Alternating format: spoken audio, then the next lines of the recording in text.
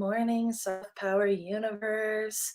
It's Moon Day Grounding. You see the Soft Power team up today. We've got some special guests coming off our Church Kid Dropouts weekend. We had our second drag show on Saturday night, and I am still buzzing off it. I'm still kind of sweating off it. It has been a really packed and whatever words you have to fill in the blank for the past week. We've felt all the emotions. And so for me this here, it's March 31st, and passing it to Dr. Kiki to bring us in. Good morning, good afternoon, wherever y'all are tuning in from.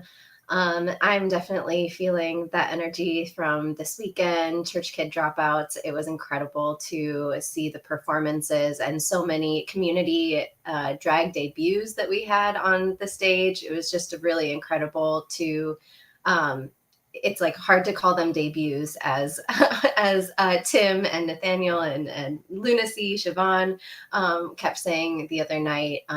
We have just so much talent in this community, and it's so special to platform this talent and share in that. So I'm really excited to continue debriefing and experiencing really performer aftercare today together, really taking time to regulate the nervous system after expressing so vulnerably and honestly and authentically. I felt a little bit of a vulnerability hangover, I think, yesterday, and probably still a little bit today. So with the intention of just like coming back to the body, grounding back in ourselves and in our own unique frequency, I just invite everyone to take a moment to vocal tone with an sound or any other sounds that help you ground your energy, release energy, shake off energy.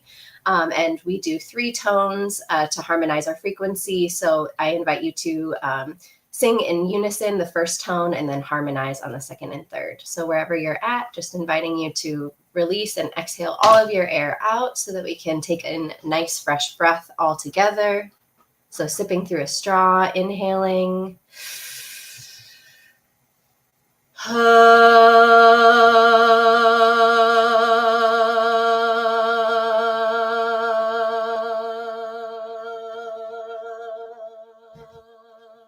Dropping those roots, connecting with the energy of Mother Earth.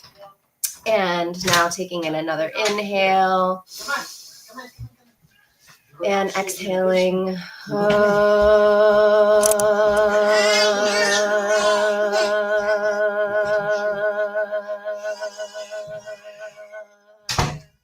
a little cameo by my daughter. We'll do one more toning together, inviting any supportive energies in ancestors, calling in healed and whole ancestors, guides, and any other intentions that you may have for today's call.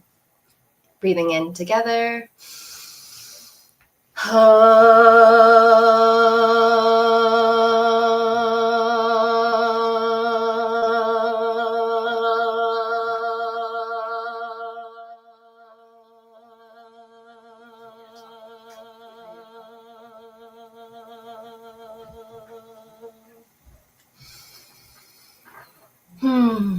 Thank you for joining us. You are now tapped into the soft power frequency. I'll ring the bell. Thanks everyone for being here. So cool to see all the performers backstage in the green room and see their faces. Yeah, y'all are in for a treat today. This is a very special Moon Day grounding. I'm here to pull a card for us that I have already done so. And the deck that I have been working with is the Energy Archaeology deck by Ashley Stinson. And she channeled the way energy moves through the bones. And so the card for today is Informing the Left Orbital Socket. And such an appropriate card for the day because it says, you are a powerful creator, but you live in a world that can both affirm and deny that power. Stretch into expansion. And it says, let's see here. The wisdom of this card is your informing pathway is always sensing for information that you cannot physically see. It is concerned with what is beyond the human physical sense, what lies behind what your eye and brain perceive. This pathway is not concerned with the literal words, actions, resources, beliefs, systems, or structures in the world. It is concerned with the energy underlying them. Is it expansive or contracting? Is it based in fear or love? Is it limiting or expanding your connection to higher frequencies and energy fields? Two people can feel into the same circumstance and come up with a different answer to these questions. Your job is to honor your alignment and allow others to honor theirs. You know in your bones that you are a powerful creator, but you live in a world that can both affirm and deny that power. Stretch into your expansion, go gently into the highest possibility of your existence, that you're here for a reason and that the spark of purpose within you is yours to protect and nourish. You do this by feeding that spark. You get to see it, believe it, and transform your vision accordingly. Nourish it. Refine what informs your vision because a limited world with limited possibilities isn't it. Let's see. What's the question here? What does it feel like to be around people who affirm my potential? What about those who cheer for my limitations? Yeah, and that's what we're about here, y'all, is to come together and hold the frequency of creation together. So that's my share for today. And actually, I will give us a little bit, charge our hands up. If inviting you to charge your hands up with some chi. And place them anywhere that you need a little bit of love, maybe starting at the crown of the head, giving yourself a little scalp massage. Maybe bringing it down to the neck and giving your neck some love. Really concentrating on giving yourself some like tender touch. I think a lot of the times like we can go really hard. And maybe you need that, but you know, encouraging you to be gentle with yourself this morning. Give yourself some touch, maybe working down into the arms and your hands.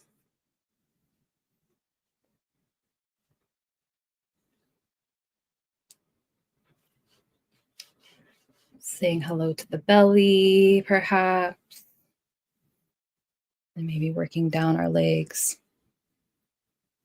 Feeling your connection with whatever body part is touching the earth, is touching a surface, just to get into our bodies. Remember our bodies throughout as we share verbally today, just remembering your body, take care of yourself. And I'll pass it back to Nathaniel. Thank you all for bringing us into our bodies and connecting us to our creative spirit. Really just excited to have the Church Kid Dropouts here today. If you didn't get a chance to see Saturday's show, I encourage you to go back and watch it. It lives on our YouTube channel. And it was just such powerful medicine, and the feedback that I've been hearing from people who attended is really, really powerful. And I think one of my favorite pieces of feedback that I heard was that someone saw specifically Chiron and Saphrodite's pieces, and it inspired their own poetry. And, you know, I think like having containers where we give artists the space to create their art, that then inspires other artists to create more art is literally what I'm trying to do. And so that was just such like beautiful reflection from just one attendee, and I've heard lots of really great feedback from folks. And on a personal level, you know, I feel like I've been experiencing a lot of spiritual warfare pretty much ever since I committed to this show and committed to creating it. And I feel really held inside of all of it, but just feeling all of the warfare and sort of attacks against me has been really interesting. And I think for me, it's just been like confirmation that like we're doing the damn thing and like this is what I'm trying to do. So I'm just like really so appreciative of this container of the soft power community and the artists who showed up and showed out and really like put their whole self into this work. It was truly, truly medicine. So without further ado, I'm going to bring everybody to the stage where it's going to be a slew of people up here, and we're just going to have some conversation with the artists in here a little bit. So give me a second to pull everybody up here. And if all of the folks will come on camera, and I'll add you once you're on camera. Okay, wait, is that everybody? Oh, wait. And then, oh my God, incredible. Amazing, incredible, wonderful, beautiful humans. Okay, cute. Everyone's here. So I really wanted to start things off with my favorite twins on the planet, who brought us some, you know, like fire performances that were so fucking channeled and just, yeah, incredibly powerful. And so I would just love to hear from each of you a little bit about, you know, it was clear that there was a lot of emotion in what you did, and the intentionality and the shots that y'all created, like it was just all so specific and particular. And I would just love to hear like whatever you want to share about the process, but or your choices, or even just like what it felt while you were in that creative moment. So yeah. Oh, you'll have to unmute yourself. I can't unmute you because yeah. Thank you. Yep. Everyone, Mona Lise here, and also Saphrodite. It's good to see everyone today. I just want to say first off, like I was so moved and touched by everyone's performances. Like I cried a lot during watching everyone, and even like watching myself and my sibling, and um the process with that was like I already knew what I wanted to do. I'm a visual person first when it comes to this. So like in my mind, I already knew what I wanted to do. And it's interesting because in the beginning, like before I had the Moulin Rouge song, I wanted to do the Christina Aguilera Dirty. And so the night that me and Cairo were filming, it just was not coming out the way that I wanted to. And I was so mad. I was like, oh my gosh, like I'm just frustrated. Like it's not coming out the way that I wanted to. And I just feel like it didn't like flow with like the message that I was trying to send. So then like on the spot I was able to think of another song that I felt like resonated with like the other two songs that I chose. So then I was able to do that, and then me and Carl ended up staying up to like 4 in the morning trying to finish like my part. But even witnessing Cairo, because I recorded his and he recorded mine. And so, and then I was able to help Cairo out with like his ideas. But I was even emotional, like watching him do it. Because me and Cairo, we've just been through everything together when it came to like everything that we've been through with like Christianity and stuff. So I was already heavily emotional throughout the whole thing. And so I was just like, whew, like a lot came up for me during my process. Um and I split mine into two. So I recorded like the first half at night, and then the other half was like on a Sunday, and I wanted to make sure like all of that was like color and outside, and so I was happy to do that, and it was super fun. Yeah, you could feel it. Like I love hearing your process and hearing I love the ways too that y'all were able to support one another and always are supporting one another through, I mean, I have a little bit more insight into like your fuller life and all the things that y'all have gone through. And I love that y'all did this together too. And it just felt really, it was really funny because one person was like telling me about the show and they were like, my favorite was Chiron and Saphrodite. That was the same person, right? I was like, well, they're twins, but I see you. But yeah, just really beautiful, beautiful art that you made, and just the choices that you made with the visual, like art, like the way you set up each scene, and the way that you're acting, like changed the embodiment of the character. Like I really felt the journey of like your emotion, and I think it's just beautiful to witness a story of like, yeah, I went through Christianity. It made me hate myself, to the softness that you land to at the end. And that's so powerful. I'm curious if you want to speak a little bit more to that, like on a journey way of just like how you've landed to softness, and how do you like center that in a life where there's been a lot of violence, there's been a lot of hardship. Ooh, that's a beautiful question.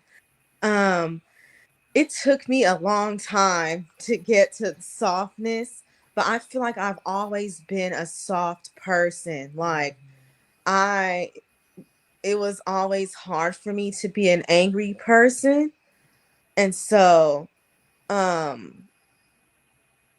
wanted to continue to lean into like that because I've just been nurtured by community and myself to even get me to that place of like softness and leaning into that, me giving myself grace and remembering that I am soft. I feel like I've heard a lot of times that I'm a strong Black person, and to be honest, I don't like that word. I don't like being called strong because I just feel like it just didn't fit with who I am. And I'm like, I'm soft, and I always embrace that softness. Even as a child, I've just cried a lot. I'm a crybaby through and through.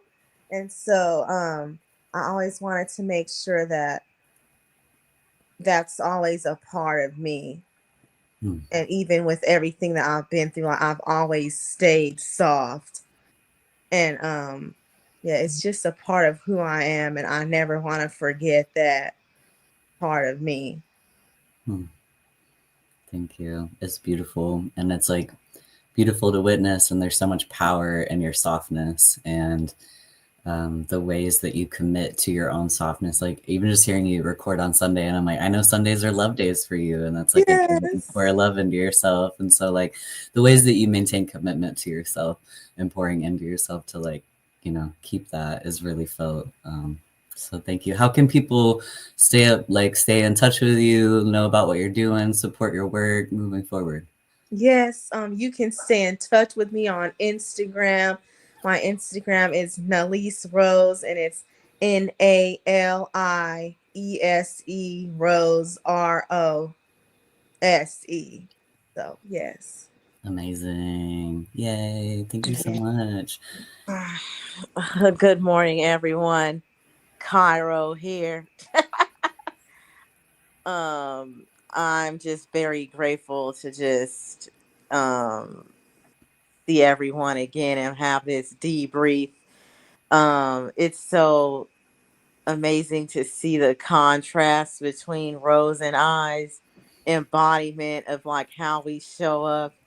Um, so like I already knew in my for me, I was like, I want to do like I was thinking about crumping, I was thinking about miming because in the Black church, like there was a people like mime and like praise dance for Christ. So I was like, I want to embody that. And I was like, yes, this is going to be so much fun. But even in the process, like I was rewatching this documentary on Tubi. It's called Rise, and it's a documentary about crumping that started in the early 2000s in South Central LA, and it shows just the lifestyles of Black folks, and like when crumping started, and I was just like rewatching it over again, and I was like, yeah, like I want to bring this kind of energy to my piece, because um there's just this named like anger that, you know, Black people have experienced, and especially like the anger for me that I was bringing on was like not only for myself but for my ancestors through colonization that just took and stripped away, you know, all the like the beautiful culture, spiritual culture that like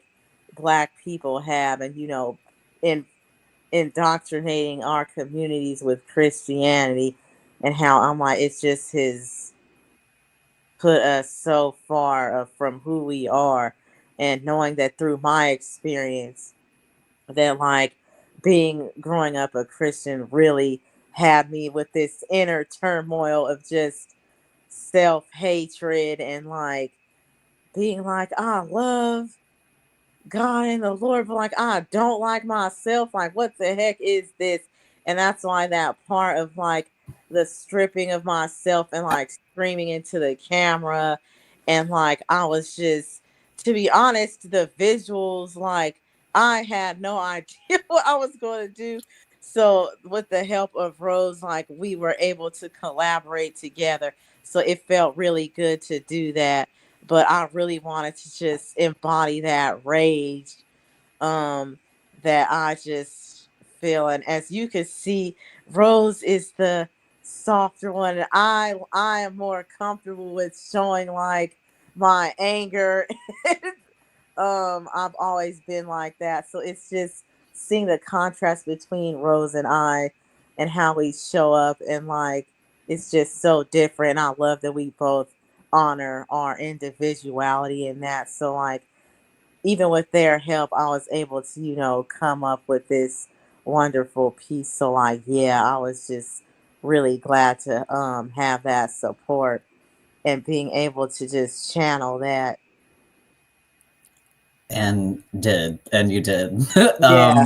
I saw the little baby Puck put that in our private chat. I was like, yeah, and did. Like, I felt the Oh first time I no. watched it, um, the first time I watched your performance, I like bawled. I felt that, like this part of my body open, like just went shkunk, and like it was like your Mm-hmm. movement was like um your movement was like really impacting me on a deep, deep level. And I just felt that strength. I felt the anger, the righteousness in your anger that so deserved to be taking up space. Like that piece that you're Able to speaking to of refresh. like, oh, are y'all having trouble? Oh, well, it seems like we might be having a little bit of technical difficulty, but I'm going to keep sharing some reflection there of just like Cairo's piece just really, oh wait, they're back. Hi. Do you see us? Yes. Okay, hi.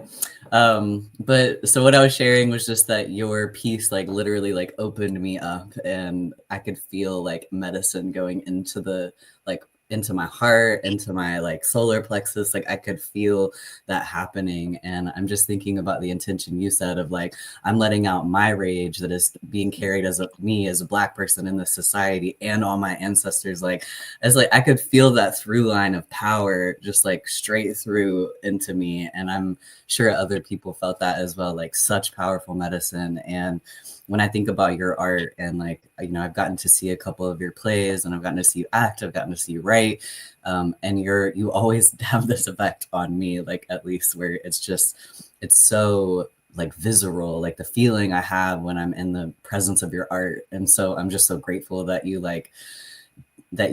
were in that full expression of those emotions, because to witness you in that was life altering for me. And so just really powerful, and thank you. And how can people stay up to date with you? How can people support your work? Yes, you can follow me on Instagram, Cairo the artist, but it's Cairo period the period artist on Instagram.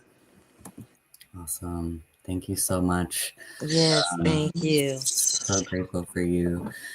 I'm also gonna pin this. I realized I didn't pin. So this is how you can stay up in touch with Cairo. And here's Mona or Rose. All of us trainees got a lot of names, so you know what? Just keep up. All right.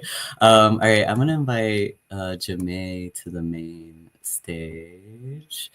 And just really felt similarly, like I could see the connection to your culture, and I could see the connection to your anger in ways, and like just you express a lot of different emotions. And that poem that you opened us with, that like about like just connection to sensuality, like I would just love to hear a little bit more about your process, and yeah, just like whatever you would like to share. For sure. My process, very similar to Mona Lisa's process, is very visual. When I when I took this project into my process, I was thinking about what what do my ancestors need from me? What should I bring forward? And part of that was the truth, my truth. And my truth was that I am a very sensual person. And for a long time in the church, that was blocked. It was always don't don't show off too much skin. You're going to be a hindrance to people. Don't move that way.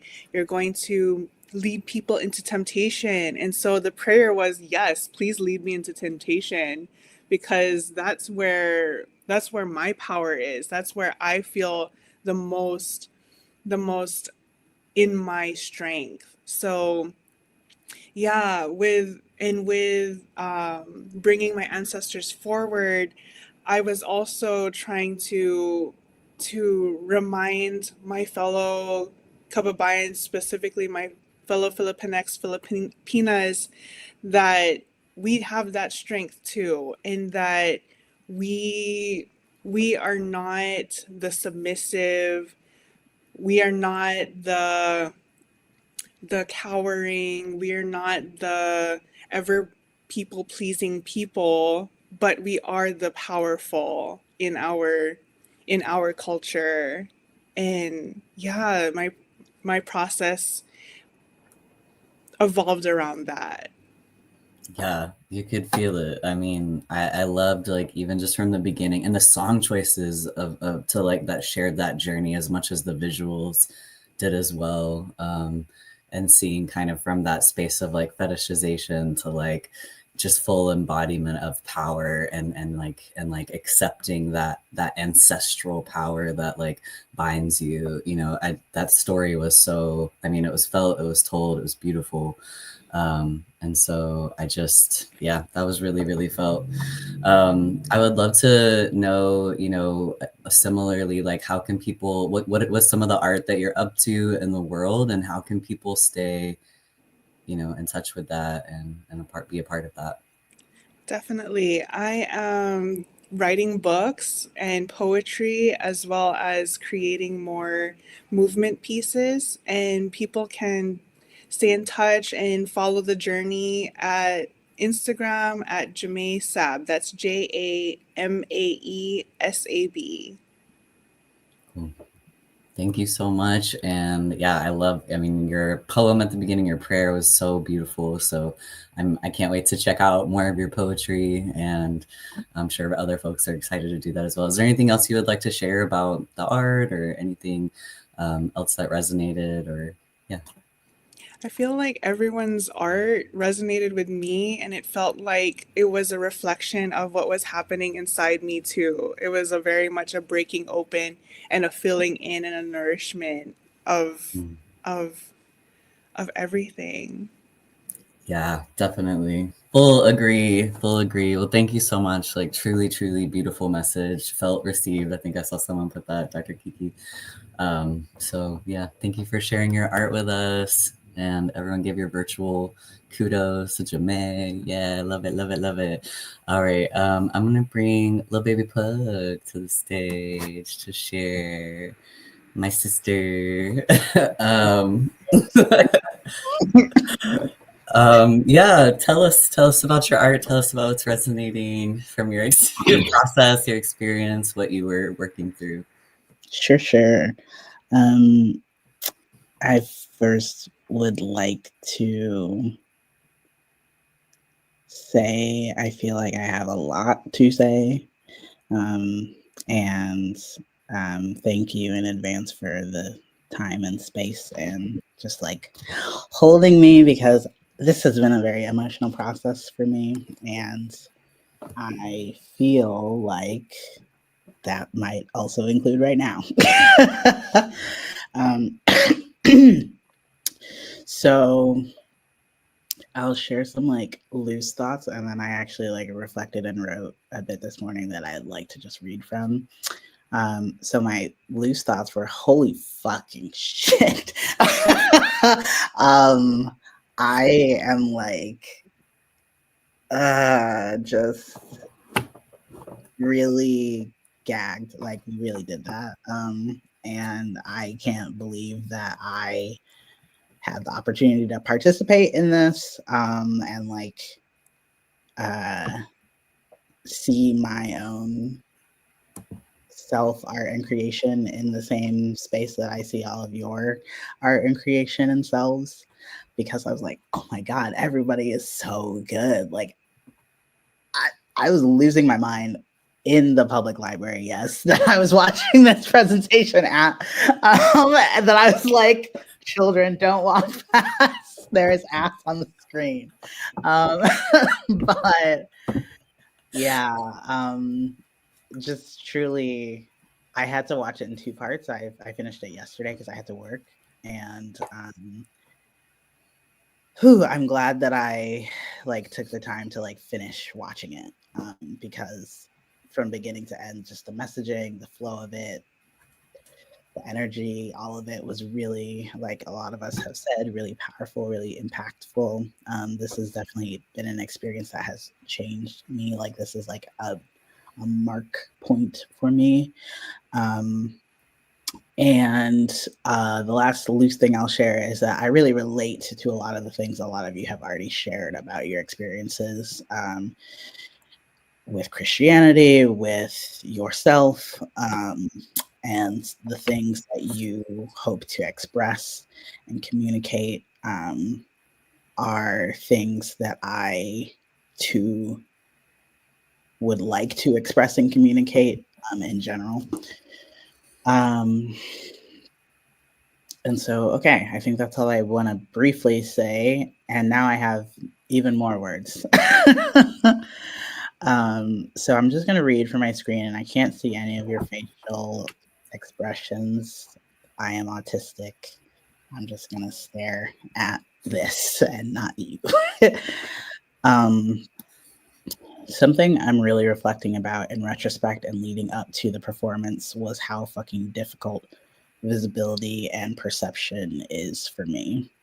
And I recognize there's a lot of irony with translative visibility, that I kind of like forgot was happening this past weekend. I think it's today or it was yesterday. And I was like, oh, well, we were like visible as fuck on Saturday. So like, I don't know what that's about. But yeah, because of promotion of, this is a tangent, I didn't write this, but because of the promotion of this event, which is like, we'll get into it, but like, y'all, I literally could not even fucking post about this until 3 hours before it happened, because that's how my shit works. Anyway, I'm back on Instagram, and there's all these translative visibility posts, and I was like, oh, it's translative visibility. And I was like, oh wow, we did that really fucking bold, audacious thing of like being very visibly trans, biblically accurate transsexuals, trademark symbol. I can't remember who did that, but like literally. best. I put that everywhere. Put that on my fucking gravestone. Or the archaeologist who can't tell whether my bones are male or female. Anyway. I'm losing track. I love you. That's not what I wanted to say. Thank you for losing track. Anyway, okay. Not me getting 2 sentences in and immediately being like, okay. I talked a bit before in the performance about how I internalized a lot of poisonous messages around myself and perception. I didn't talk about the fact that I recognized my sexuality and gender at an extremely young age, partially due to abuse and partially due to capital T, capital F, the feelings. When I spoke during the performance about the questioning and second guessing, those are words directly from my parents and family that I was hearing at an incredibly young age. Once I finally had the smallest semblance of freedom to dress and express how I chose instead of what small box I was forced into, is when the scrutiny, judgments, and expectation got even more intense. I started constantly questioning and judging and shaming and hating myself, my voice, and my experiences. I sought safety when I left my parents' home, but I know now that the idea that I had of safety was built upon a foundation that I never actually believed in. What is supposed to happen, and having feelings like, how did I get here, when I finally recognized just how fully flawed and how beholden to the same judgments and expectations my choices were. I sought the only thing I knew to be true, what felt safe and accessible. I didn't know that there was a world where queer and trans people existing for and among themselves / ourselves, even though I knew who I was and who I connected with. I didn't trust. I was afraid.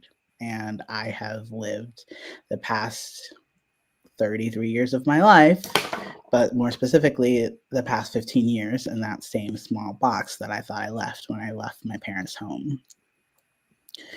When I was much younger, I created art frequently.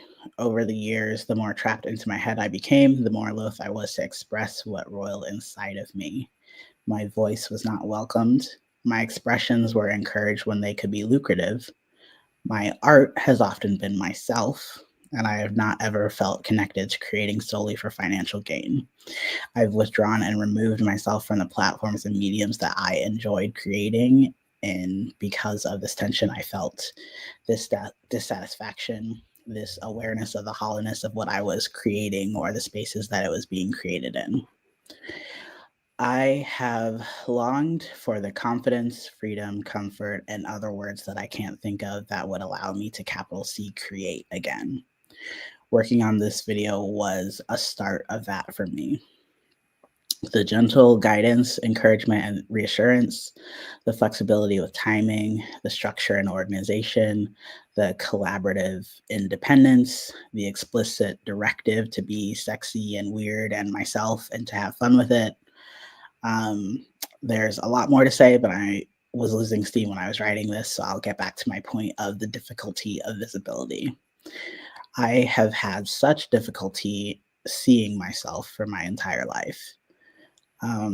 You may be aware or see the way that I present myself, and it might seem unbelievable or ironic to hear, but it is true for all of the reasons that I've already mentioned and more. It was literally so difficult to work on this video for me.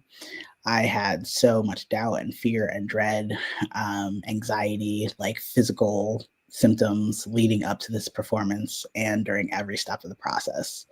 I literally could not watch my video until the day after the show. Like, I was dissociated during the process of filming myself. I did this by myself, except for a couple of shots that I used that I didn't use that my partner took. Everything in the video is a shot that I took, and I literally was so dissociated that time when I was editing.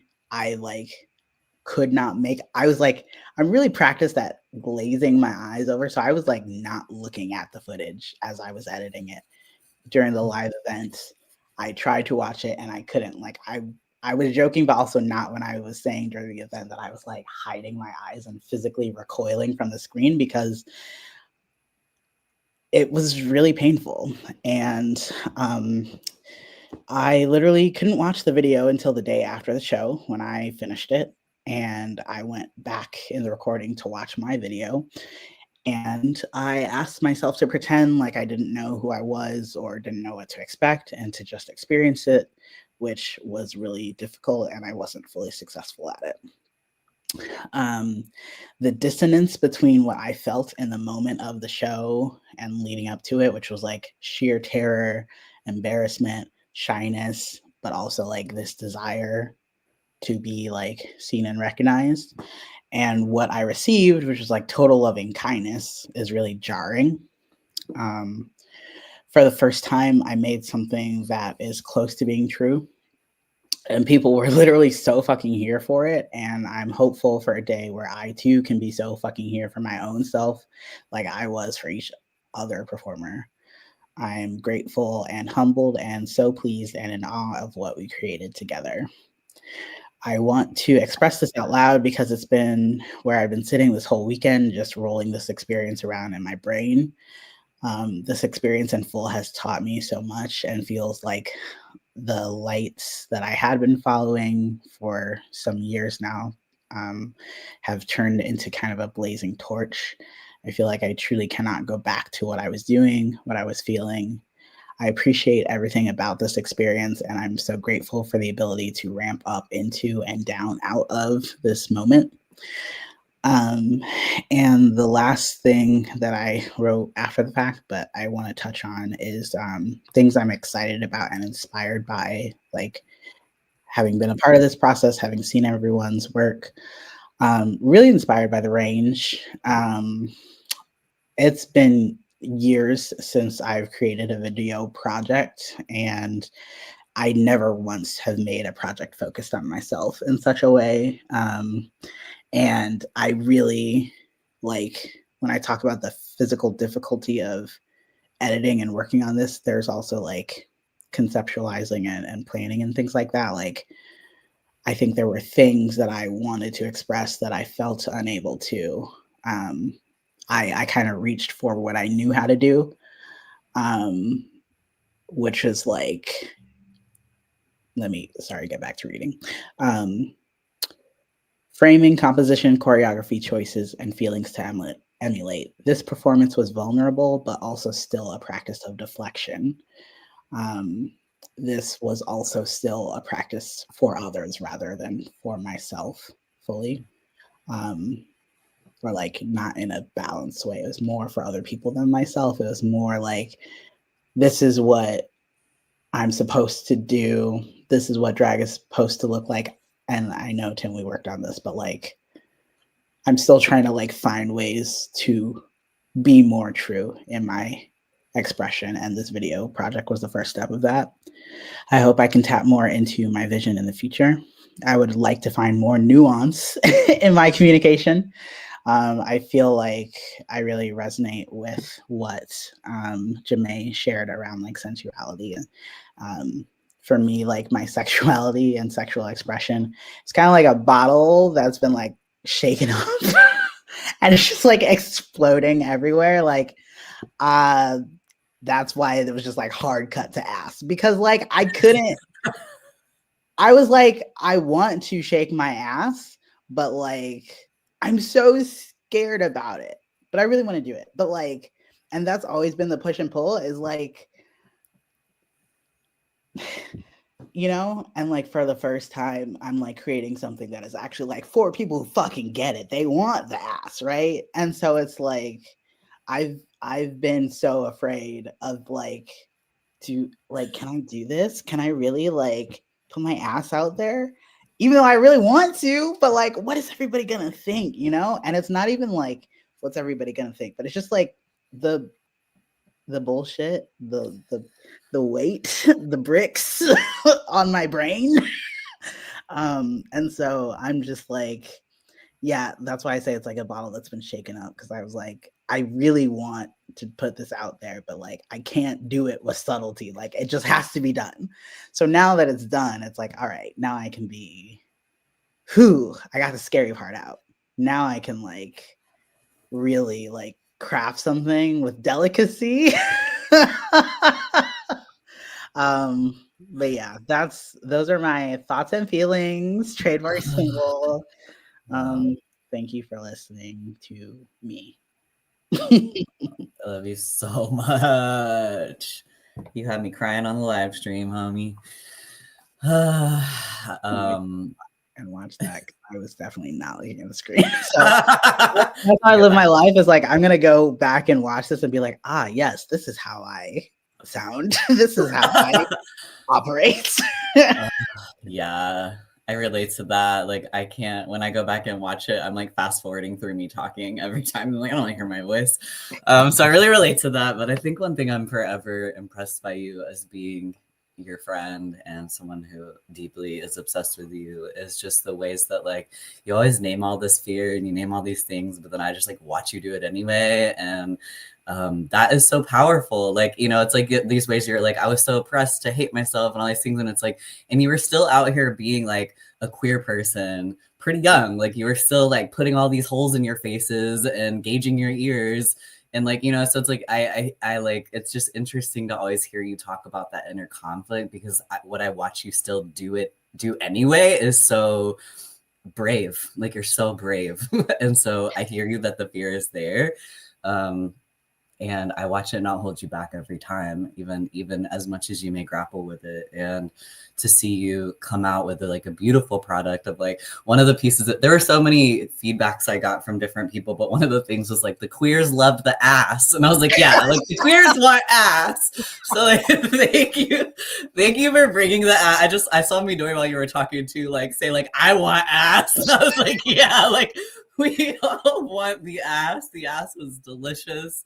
And I also love like I just know you and I know like it was specific. Like I love that it was your ass with like the Black Panther Party flag and the like all Black trans lives matter, you know, or what maybe it's just all Black Lives Matter poster. Just the ways that you were like throwing ass while like honoring so much of like who got you there to be doing that. And it was just it's like you're just so powerful. You're such a powerful human. And the more and more I watch you, you know, we've been friends for like 4 or 5 years now. And so like watching you grow and step more and more into your power every single day is like, it just excites me because I just see you in this way that I'm like, Pug is the most powerful person I've ever met. And like, I really feel that way. That's not me just saying that.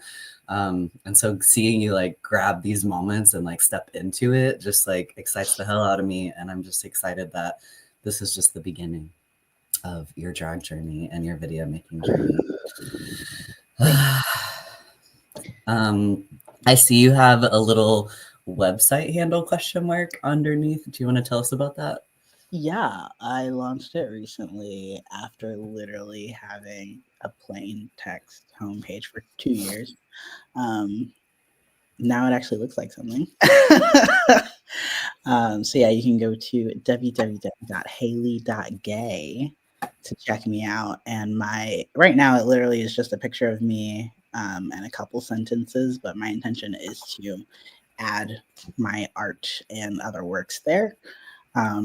Some of my practices include video making, fiber arts, and I'm also really psyched about my latest career direction, which is in the world of theatrical arts. And I'm so excited. Shout out to Kyra Mona for like planting those seeds of possibility. And yeah, shout out to all of you and you, especially Nathaniel, for just like the love and support that has been solidly present since like day 0 of our relationship. And I'm just like really grateful for you like holding my hand as we go on this journey together. I'm gonna go cry now. Wish I could hug you. I'm like, yeah, sister. Thank you, Pug. Like powerful words, powerful things, and I'm gonna go back and rewatch what you said. I think probably and like really let myself drop in and cry. But just so grateful. Okay. Whew, it's hard to like just move on. All right, let's move on to the next person, which will be another powerful share. I'm gonna bring Dr. Kiki. Do you want to talk about it? Okay, great. Tell us a little bit about what you want to share. Oh, wow. This was a really interesting process, and I think what I want to share was that I right before I decided to or I was planning to film, I ended up with a stomach virus bug around the like full moon eclipse energy, and so literally like a week and a half leading up to filming, I was just resting. It was just, I was fully grounded. The ancestors were like, you don't need to like be at your computer planning stuff and like mixing and trying to make it perfect. Like you just need to rest. You just need to be fully down and allow yourself to receive the support with childcare and all of these things to just rest. And the day that I finally got to filming, I still had a very, very loose concept of what it was going to turn into and what it was going to look like.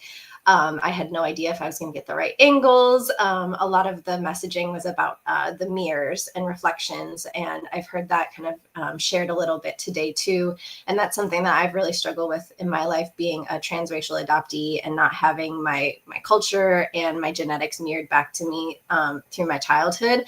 And so a lot of my storytelling is usually through this sort of like reflection and understanding self through what I see of others projecting onto me, and then me really reclaiming what is my story and who am I, and who am I truly in this lifetime. And so the end of the video really being my reclamation of my erotic power and sensuality in ways that I felt the church ripped that away from me through the purity culture that I was raised in, as well as just this idea of who a pastor's kid is supposed to be and what they're supposed to look like, and feeling this pressure my whole life to show up perfectly, however you define perfect, and also really being steeped in the choral tradition that is also just church. And the traditions of, really upholding gender binary roles and traditions of ritual that are patriarchal and very steeped in white supremacy and colonialism. And really now being in a place where I feel like I've shed so many layers of that skin of that church kid, of that choral chorister, that, perfect little chorister that's showing up in church, holding up the rituals and singing the chants, and really just being a voice box for a belief, a culture, a way of being that it is not resonating, that is not me, and that has never been me at my core. And being in a space now where I feel like I have tried as many times as I possibly can to be the professional educator, Dr. Kiernan Steiner, that's the conductor that comes in and is like, kind of that token, cute, trendy brown lady that's gonna wave their hands and make singing fun for everybody. And it's like, I just am not here for that role anymore, y'all. I refuse to be another cog in this machine that just continues to really encourage kids to lose their voice and just to like uphold these stories and the biblical stories, the Christian stories that are sung in these choirs in public schools still, that is just so steeped in and really not giving our students that are in these choral experiences a chance to tell their own story from their own lived experiences. And so that's what I've been able to really lean into through the Soft Power Choir, is really reimagining what that space can look like for us to connect more with our own voices before necessarily giving that over to the collective. Like, what does that look like for me to really harness my own sound and my own voice before I add it to the collective? Because yes, we need that voice to be part of and to create harmony with others.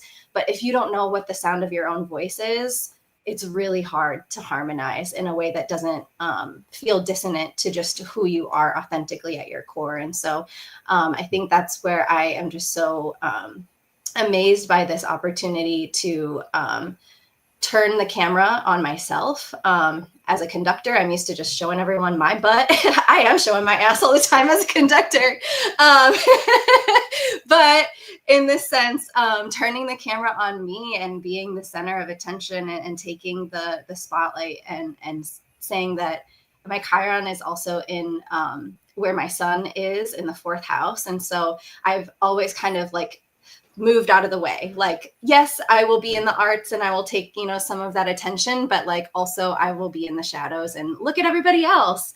And so really finding this balance now of what it looks like to share the stage, to platform other artists that I really respect and fuck with, and also be in a space where I'm like, and I'm not in a place of scarcity. I can also love myself and be part of the storytelling and join in the chorus of the storytelling through my own lived experience, and know that we all are creating this richer story and this richer tapestry of understanding why we all are church kid dropouts, regardless if we have like a direct connection to what you consider to be church when that word is said.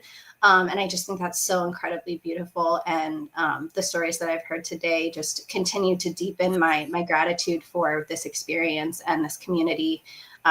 Y'all are just amazing. So I think that's what I got today.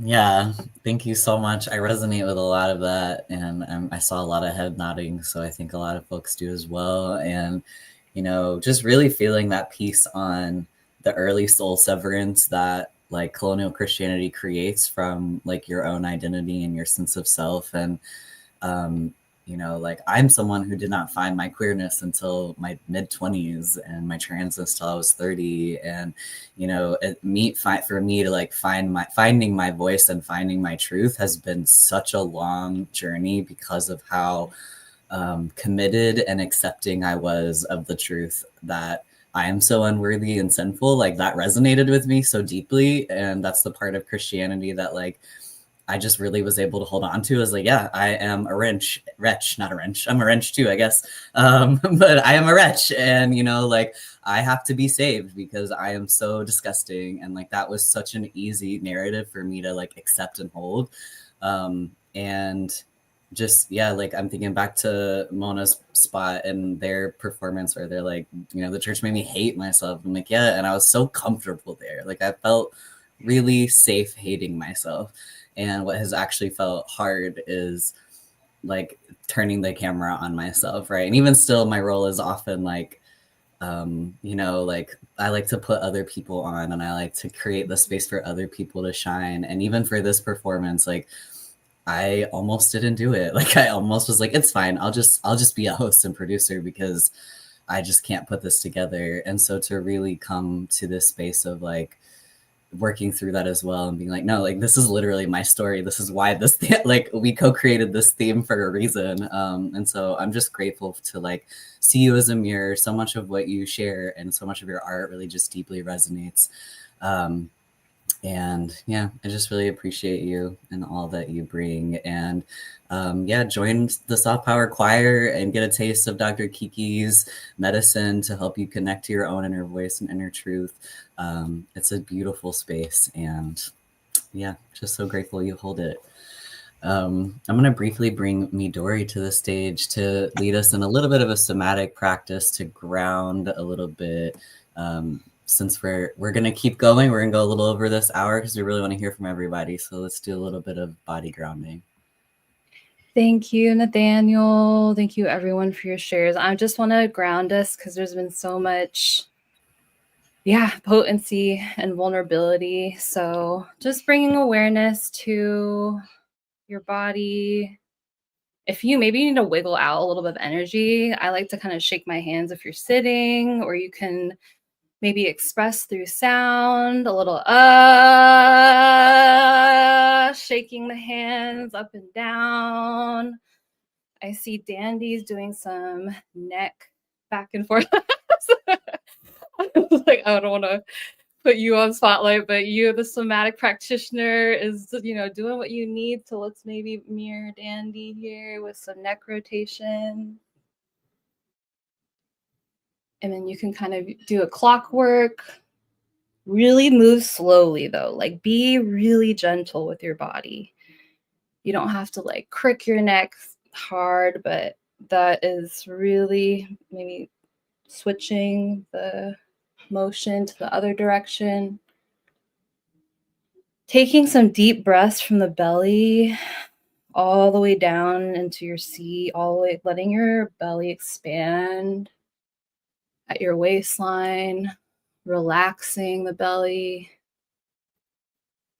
And then I loved how Dandy was also massaging their jaw. So we're going to also mirror that here, inviting you to bring some attention to your jaw and the muscles that connect down into your neck.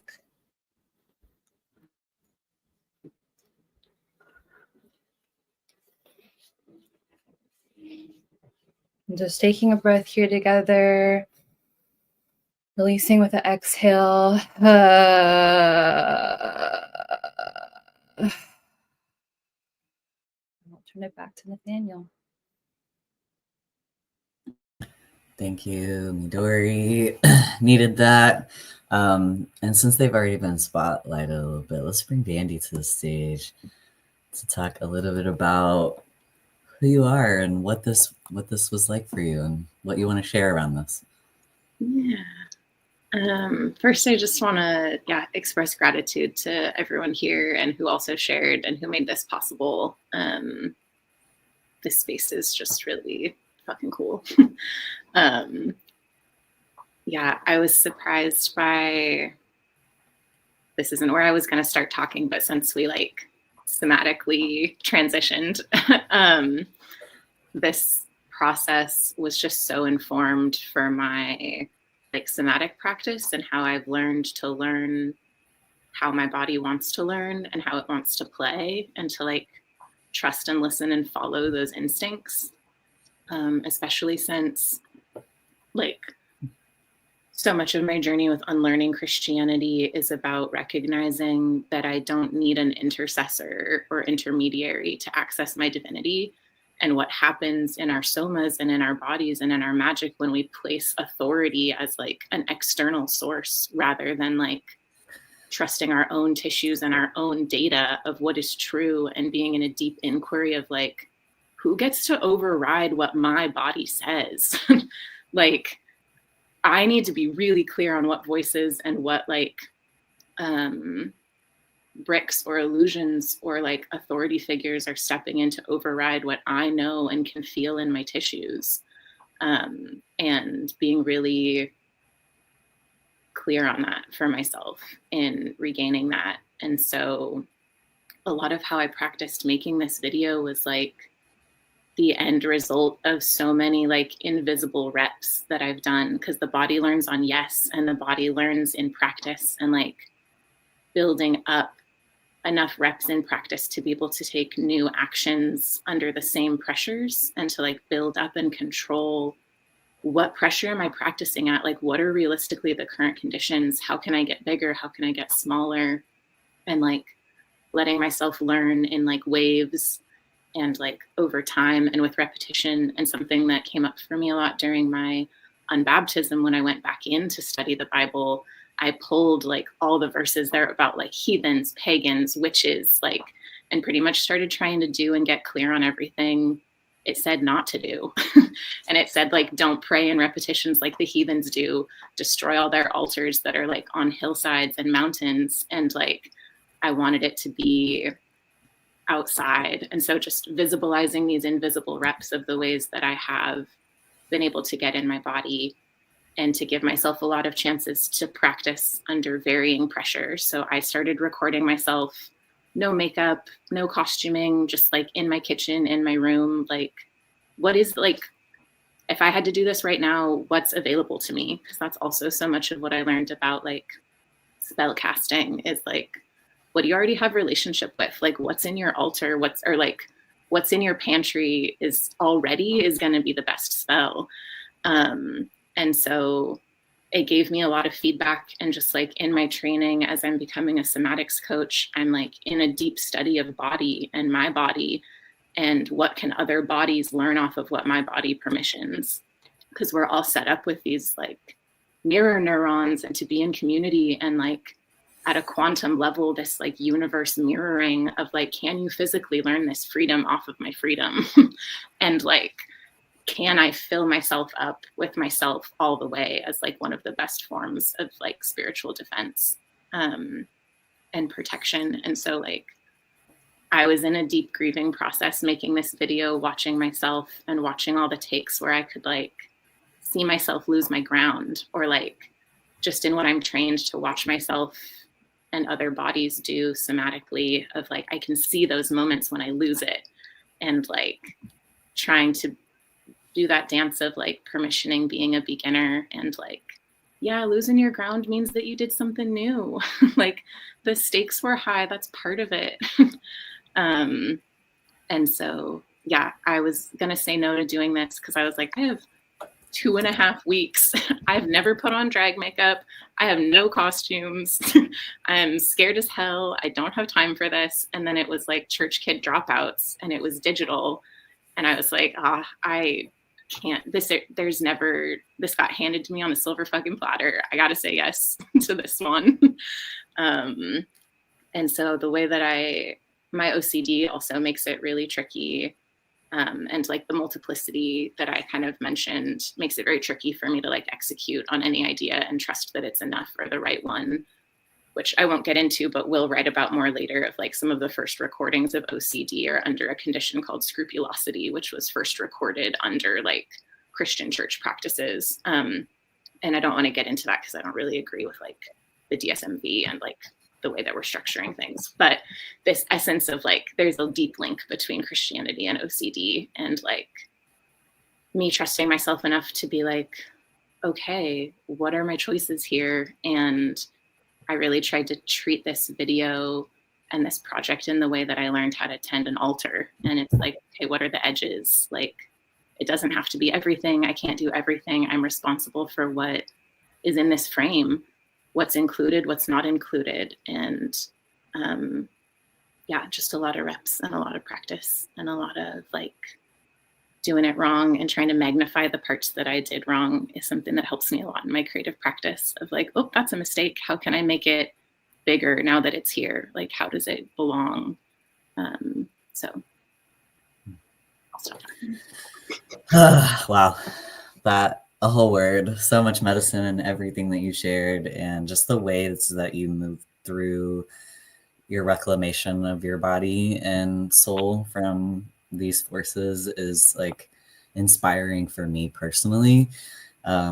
And you know, even just getting to like kind of witness your creative process was so dope. Like we would be playing video games and they'd be like, I know you're not working right now, but can I like talk to you a little bit about my thing? And I'm like, yeah, let's talk about it. And like just hearing about, you know, the ways that you went through that, and then even like some of the shots that you captured, you know, that you incorporated, I feel like was a lot about like that pantry grabbing, where it's like the candle, like we were camping and those candles just like blew out, and they happened to get that on camera, and it was like, well, I'm including that in my video. So just like the ways that you were just so like zeroed in on it all the time, and like were able to just grab things, and just the way that that then became a part of the artistry and your editing, and the ways that you incorporated so much intentionality with, you know, your illuminated manuscripts throughout it, and just all the things that you did to put in the work of spellcasting into that was like felt and powerful. And like, I mean, even Lunacy didn't know you were a debut, even like as we were going into it, because,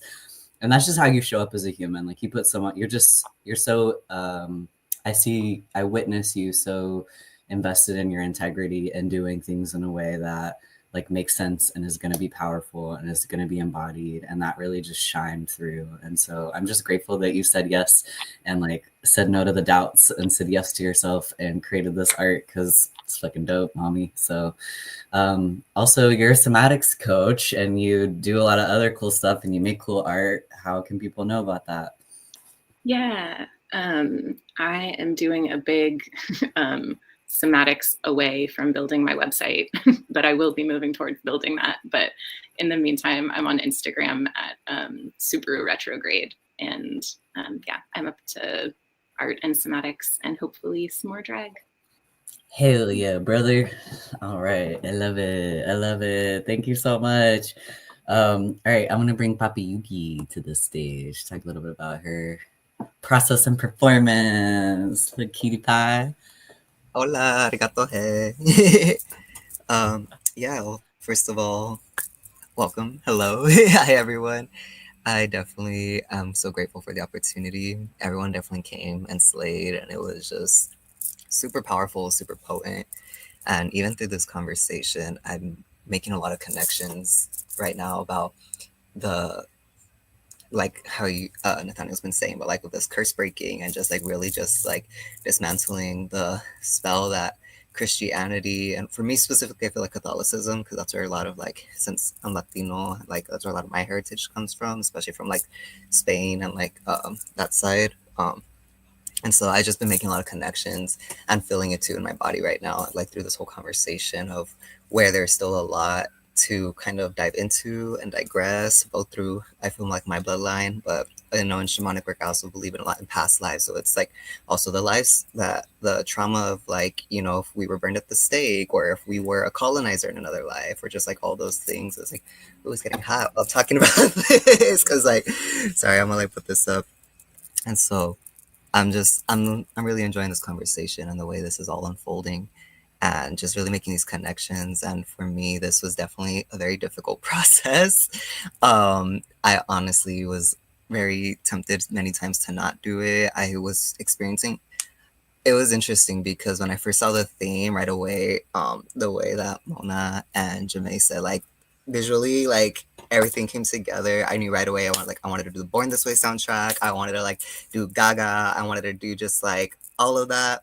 Like it was so clear. Like I had this vision of like me walking out of the church, like just getting undressed, getting into like a witchy, like the whole vision just came together. And I definitely feel in the live performance, I tried my best to portray that. I also felt like I was in a very heightened state, so I didn't really get to express like the whole process of just like what I was trying to convey and what the energy was. So I'm actually grateful that you curated this because I felt like this universe is like, oh look, you could explain what your vision was now. Because I felt like in the moment I was trying to cool down while also speak, and I didn't really get to articulate what I wanted to say clearly. Um, Before going into that, there was also a part when I intended to film this and like edit it. I wanted to include this little like poem that I had wrote. So I wanted to read that if that's okay. Yeah. And so this was gonna be like right before like the song "Born This Way" started because it was visually I had it where I was gonna be like burnt at the stake and all this stuff. But I'll go more into that later. And so this was gonna be like right before I like rose from the ashes and reclaimed like my power and like all this stuff. But it says, when I was at my lowest point, my mind spiraling, heart shattered, body trembling, I just wanted to cease existing and be lifted to the celestial realm with my ancestors. Or perhaps be casted away to the pits of damnation where the world said I belonged. I heard a voice in the silence of the night as I struggled to rest. Hello? I asked who was speaking. The voice responded, God. As the tears began flowing from my face like a river after a storm, my heart became settled and my body at peace. The voice said, I have never abandoned you. I have been here with you all along. The grievance, shame, and guilt within me shifted, and I turned my soul to the sky and prayed and prayed and prayed to feel the pleasure from the pain. Because I was not given salvation, I was reminded of my indestruction. And that was definitely, as Nathaniel knows, because as they witnessed when I was living in Long Beach, that was like the like first night where I was staying with a fellow trans friend, and I was kind of just in this space of detoxing myself from a very toxic person. And that was definitely like what happened that night. I was just lying there, just I don't even know what time it was, probably like 3, 4, 5 a.m. I couldn't sleep. I was just like spiraling, and that was just such a this was like legit what happened. Like I just heard like it was so clear, like, oh, God's here, like God's been here. And it was me like kind of coming back to not Christianity but the faith, because again I grew up Christian, which was interesting because I've spoken about it before. It's like I never felt that connection in church, and I always just felt something was off. But that moment just was really awakening for me, where I was like, okay, it's like there really is a higher power, and I definitely believe in everything else and all these other like deities and magic and spirits and stuff. But I was like, no, there is like overbearing, just like Mother, Father, God, like in this that's watching over and protecting us. And yeah, like I just started crying and I just started praying, and I was just like, yeah, I was like, you kept me safe. Like, you kept me safe through this whole experience. And it was just awakening, and really just me kind of coming back to not only prayer, but just also moving back in with family after that.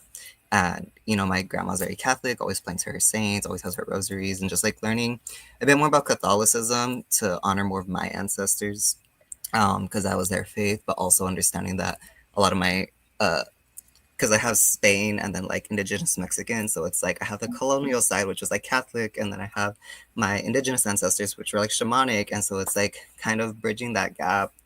And so that's where a lot of the creativity came for, just the vision.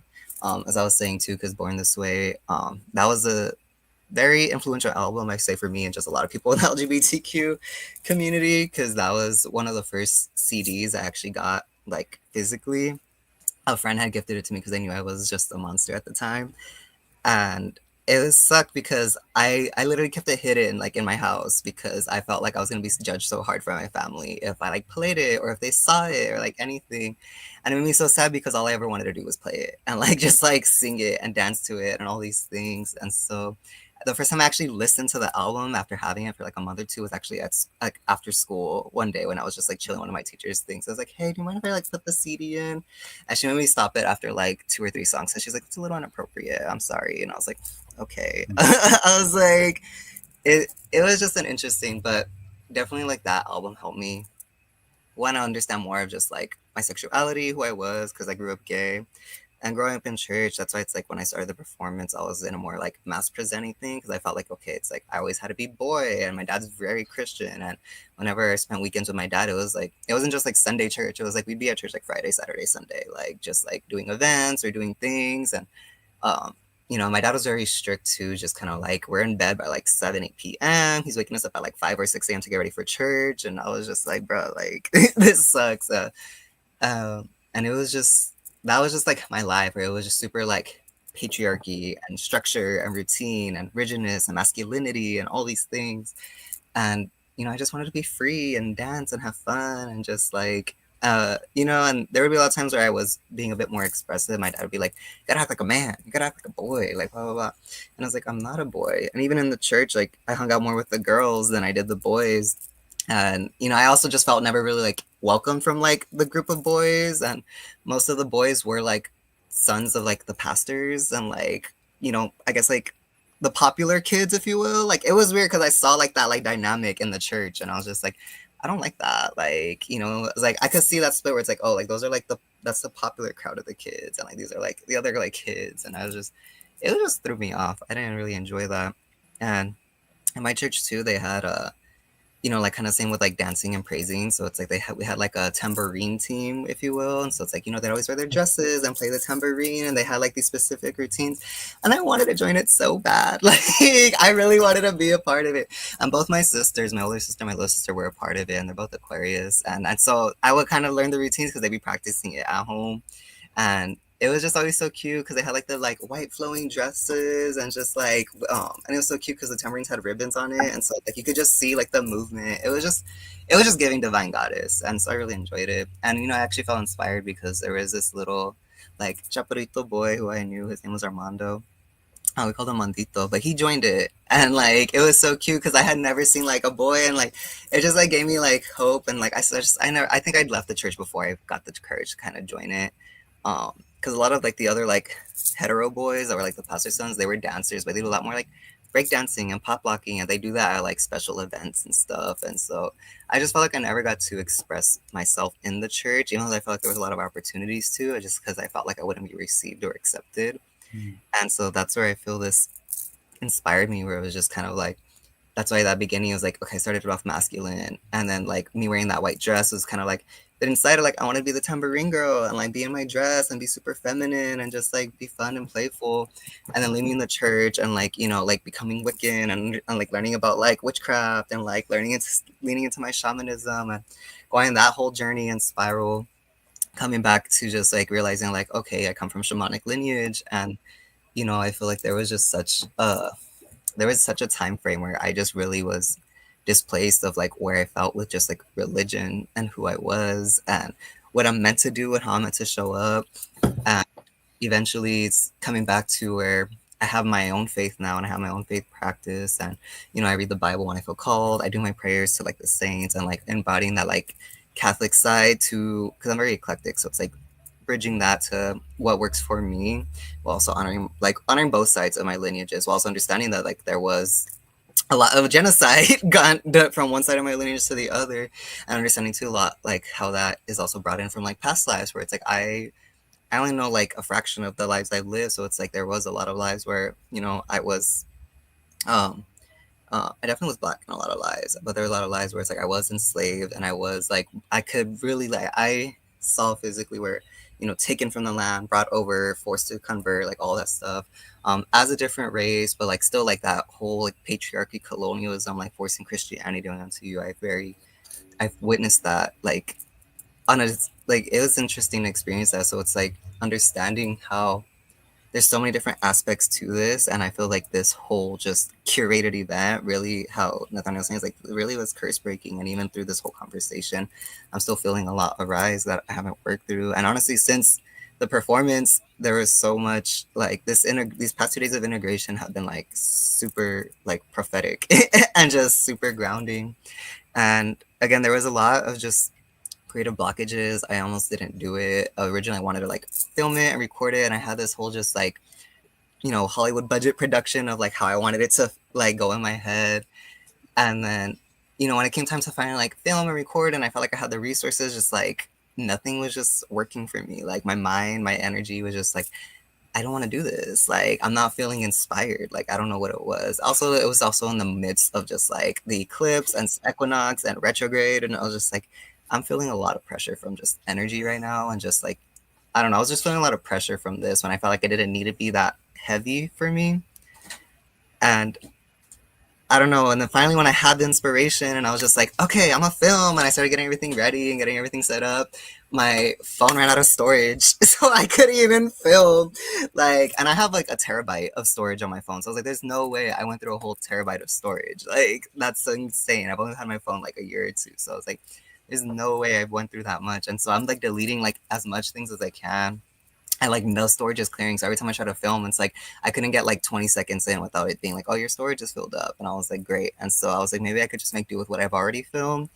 And then yeah, like technology was just like not on my side, because then I was trying to like upload things to like CapCut and like edit, like things were just not uploading right. And then CapCut was like, oh, you need to upgrade to the storage plan. And I was like, great. I was like, storage is just like not my thing right now. And so I didn't take that as like, in those moments, I was like, okay, I'm not gonna give up. I'm gonna figure out a way to do this. But there was still this like opportunity and moment where I was just like, I don't know what I'm gonna do. And so, talking to Nathaniel, I was just like, I feel like things are pushing against me, but I still want to show up because I committed to this. And so I switched it to a live performance. And so I started messing with the mix, and I was just like, I don't know how I want to do this actually. And then as it got closer, I think like 2 days before, I was just really like, I'm feeling like this creative block again. Like I don't like know what to do.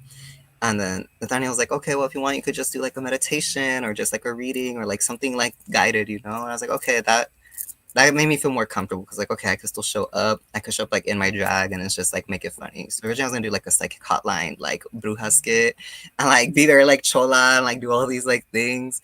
But I don't know, once like the event started, just something in me was like perform. And so like that whole performance was like super last minute improv. Like I was not intending to perform at all. I really was not. I was just like, but something in me was just like perform and like really step out and be seen. And living back in my hometown right now at this moment, there's been a lot of, I'm like right across the street from where I went to high school.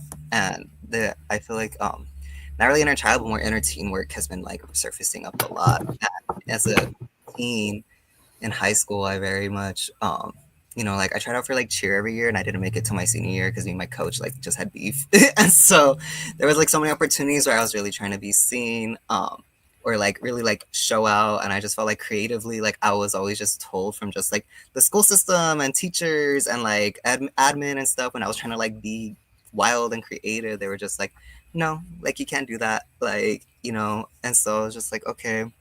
I just felt a lot of that creative block surfacing up, and I feel like that's where a lot of it was coming from, where as a teen I was really trying to be expressive and creative and wild and unhinged, and has Jamae and Pug were saying, like, sexual and sensual and just like really embody that, because I feel like my whole journey was just like being sensual and sexual and like sexy is just like, that's where I just felt really like that energy of like, okay, like, do I do this little strip tease? Like, do I like just kind of like show some skin? Do I like do all that stuff? But right before, I was just really like meditating and like giving birth to like glitter diamond itself, and like really like allowing that to kind of like embody me. And I just like was telling my teen and myself, like, I'm giving you permission to be crazy, to go out, like, do whatever you want to do. Know that you're going to be received, know that you're going to be loved, know that you're going to be appreciated, know that like no one's going to stop you. And however you show up, you show up. Like, don't. And throughout the performance too, before I had got on, like, there were so many times where Luna C and Tim were just saying like, we're releasing perfectionism, and there was like that, just like at the moment you guys said that were moments where I was really like in my perfectionism. So I was like, that's the sign I needed to like let go right now and just really be present.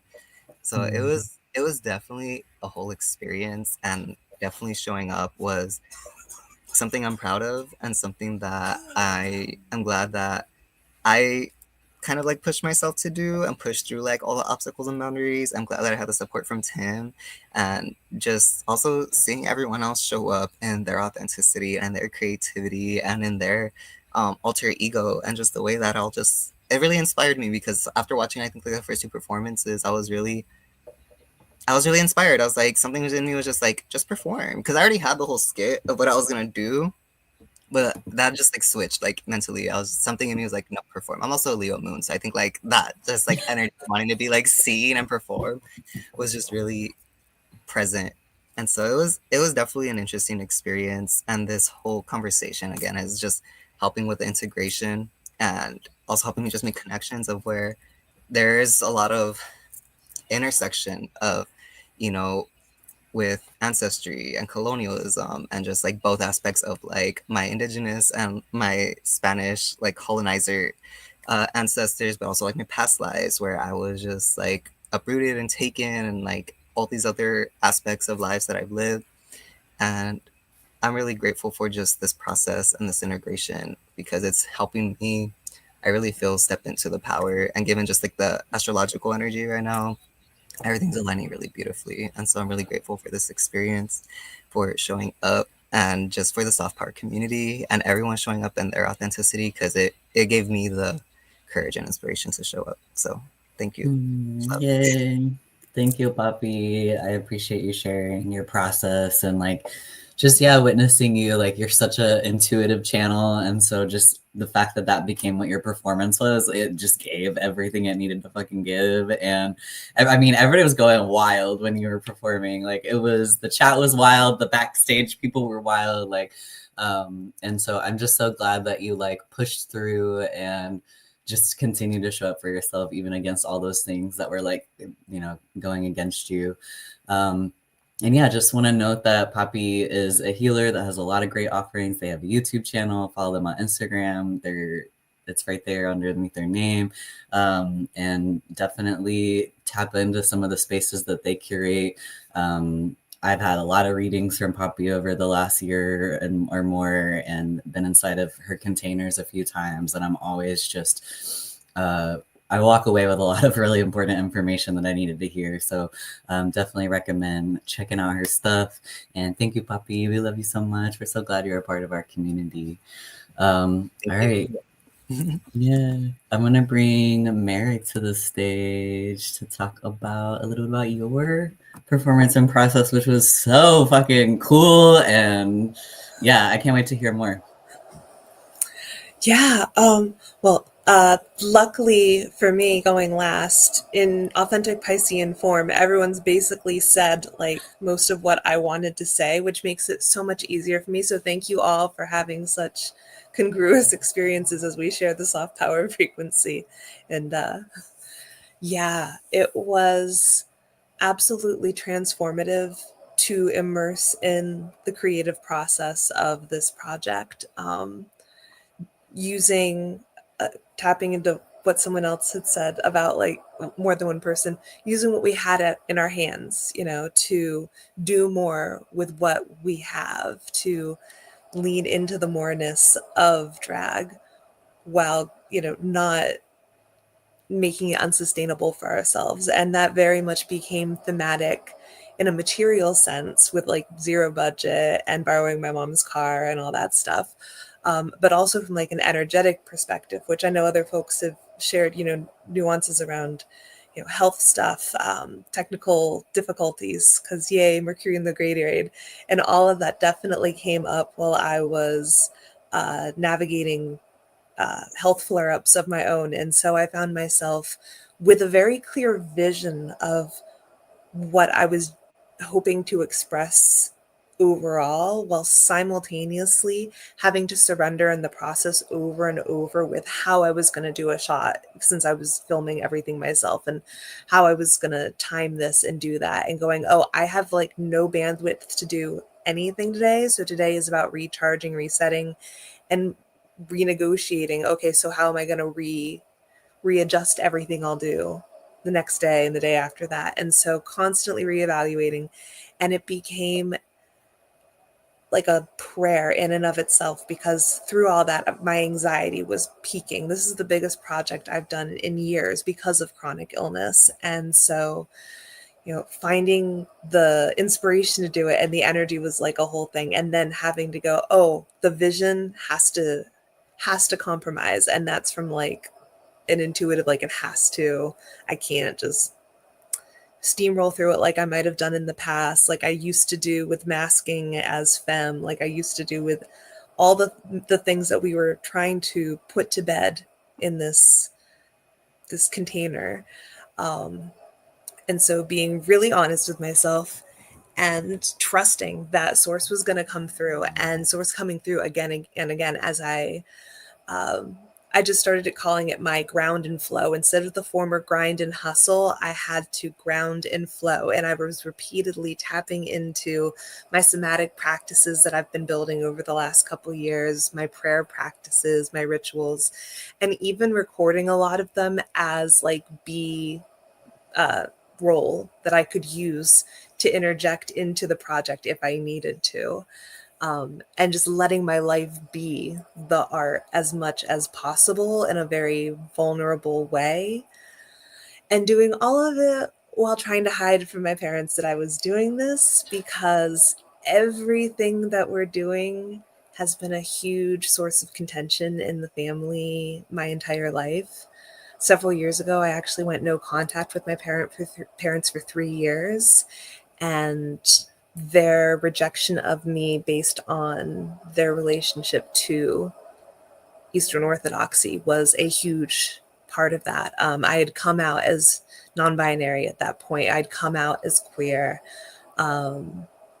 I was just living authentically, and that was being weaponized against me as a control mechanism, just like it had been, before I left the church years prior to that.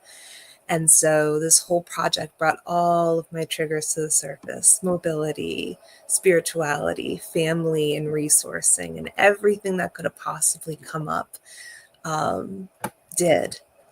And then this became not just me creating the art, but me creating the medicine out of the experience to heal all of these deep-rooted wounds that have been carried through my lineage and through me, for decades and decades and decades now, intergenerationally. And so everything became heavily laden with symbolism. Even a lot of the didn't buy anything. The clothes I wore in the earlier scenes were my mom's clothes that she wore, for Easter Sunday and stuff like that, which is why I wore that when I sang Christos Voskrese, which is a Church Slavonic Easter hymn. Christ is risen from the dead, trampling down death by death, and among those in the tombs bestowing life. And really fused that rebirthing from that energy through those symbols of choices in clothing, and still trying to make it sensory accessible for myself, which is why I really didn't do makeup, because I knew the more layers like that I added, the less likely I was to get anything done, because I'd be like, oh God, there's things on my face and now I gotta film myself, and what the fuck is going on? Like, let's give some grace to ourselves and God, because God's working with a really big construction project right and I know how that goes. So yeah, it has been a rebirth thing. It has been, laying to rest so many parts that are tired and wanting to be laid to rest, and accepting the parts that are ready to move forward without holding on to all the grief and the heaviness in the same capacity, having the capacity to hold it, but not just that, to by the end, transforming it into joy, transforming it into peace, transforming it into my authentic relationship with God, transforming everything. And so, the narrative that I tried to tell in my story is very much the narrative that I was living real time. Even while it was supposed to be reflective of what happened, it became what's happening now and what's going to be happening. So this has been life-changing. Everything about this, the community, the sense of confidence and love that everyone instilled in one another, that was absolutely necessary nourishment, I feel, for me, and I feel a lot of folks might agree, to getting through the process where we wanted to give up over and over, and we were like, but we got this community that we don't want to let down because we've been building together. And then we did this thing. Like we really did this freaking thing. Like, listening to all of the obstacles that all of us faced in our processes is just like, I was already inspired by all of you. And now it's just like, all right, so who wants to start like the fan club? Because, I'll be secretary. I don't want to be president. That sounds like a lot of pressure right now, but like I'll secretary or whatever. So yeah, thank you for helping rebirth each other. This has been a blessing. This has been amazing. I've never felt closer to God, to Source, than I do now as a church kid dropout. Hell yeah, put that on a t-shirt. I've never felt closer to God than as I do as a church kid dropout. Is a fucking word. Yeah, that's what we're trying to put out with Soft Power, right? It's just continuing to connect you back to yourself in deeper and deeper ways, and creating from that place. And so, yeah, I mean, I was just blown away by, and even hearing like the struggles with like your body, and just like how do I actually make this happen when I'm having these like real needs show up, and for that to be what you produce, and the level of commitment in your I mean, like the drop into the water, like it's just such a powerful, like I just, every time I saw that I was like, oh my God, like that is more, baby. Like we just submerged. And I know you mentioned like, I don't know if that's the lake you were talking about, that's like people fish at it and you're just like in there like having full ceremony. And I was just like, I just picture you in like the middle of this place where like old dudes are fishing and you're like fully like dunking yourself in the water. And I'm like, this is beautiful. Like that's exactly just, yeah. The legitimate was a dad and his two kids at the very end of everything came up, and I was still in the water playing at that point. And they're like, okay. And that is on some curse breaking shit. Like I love it. I think just like even just the performance itself, but the creative process also being on display as this like witnessing of something different. Like that is counterculture. That's like, y'all fish here, I play here. Like and I just feel like that's such a message of just like how you showed up throughout your process. And like it's just really powerful. And I can't wait to see what more you create in this sphere and in the soft power world. And what are some of the art that you're putting out? What are things that you want people to know about, or how people can connect with you? The best way to connect with me right now, because I'm in more transformations, I'm going to be putting more things on like Substack and what have you, but on Instagram, Cosmic Omnism Collective is the best way to access like my public account. And from there, it kind of, you can branch out into what resonates, mutually compatible connections. And in terms of like upcoming projects, I'm marinating a Mary Magdalene iconostas that I'm very excited about, because iconostas are a huge part of like the mysticism and orthodoxy. And so again, reclaiming the things that I'm like, yes, you're going to do that. But in the meantime of that, I'm hosting a Grateful Gathering circle monthly for anyone who wants to get into a creative gratitude practice. It's free. It's just going to be hanging out. And then I have a Discord where we talk about what we talk about during the thing for the rest of the month for everyone who can't show up because space time is fluid. Weird. A whole word. Thank you. All of that sounds beautiful, and I'm sure people will be connecting with you. Thank you so much. Love your art. And last but certainly not least, my incredible co-host of the evening, who really just held down so much of the energy, like really brought the container, opened the show with exactly the kind of lunacy we were looking for. When I hear from you, Siobhan, like it was so great co-hosting with you, like that, like the flow that we had, the chemistry that we had, the synastry. I felt like I could take a step back from being so on and could mess up and be just a girl in moments, and like that felt really good for me. It really helped me continue breaking that curse of perfectionism. And so I just love you, and it was so fun to do this with you, and I just would love to hear more about your process. Yeah, thank you. You made it so easy to step into that. I mean, make no mistake, I was the co-host, but Nathaniel did like everything behind the scenes, and it was so supportive with everything going on. And like everyone was saying, this like shedding of perfectionism, I think really was made possible by you and the rest of the soft power team.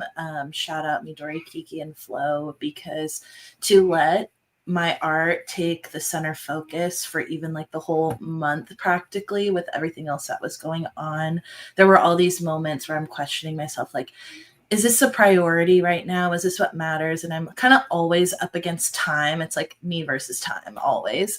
I'm a mom. I have a couple other like jobs that I do, and just, you know, life and a body, as I put in my bio. It's like literally it's just me figuring out life in a body, like remembering to eat, doing all these things. And so even the deadline, like to trust you and knowing that like you're someone I can trust, that I can even say like, actually, I don't have it until like the time goes on, to be able to like safely say that, and to let this take focus, to receive the help of Midori, and even to just like let somebody help me come film and spend time in their day, where I feel like that's just asking for so much. It's like I'm still healing this existence that feels apologetic in a lot of ways for like when the focus is on me.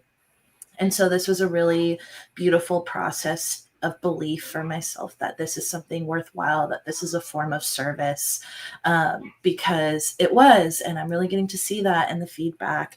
And I love that I got to share this other side, because especially for people in soft power, you may have not only, but like there is this more like serious facilitator, spiritualist part of me that's very present, you know, being a co-CEO of soft power and operations and all this stuff, holding these like more serious roles. I feel like my personality doesn't always come through, and really like offline, I'm just a fucking clown.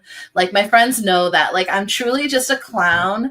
And I think I've actually been adjusting. It's a surprisingly present thing the last couple of years has been my like online following or connection surpassing from people like I know IRL or that have met me IRL to people that don't.